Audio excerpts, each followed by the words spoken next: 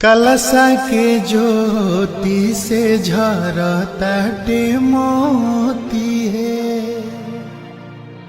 जगमग आंगना दुआरा है। कलसा के ज्योति से झरताटे मोती है।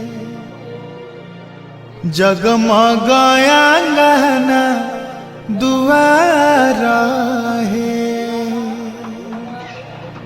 गह गह करे आजू घर आंगनैया है।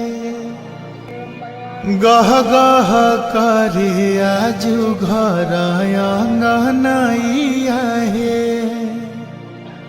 जुटल बा गौआ जवारा है। बड़े बड़े लोग तिलक देखे आइले हो।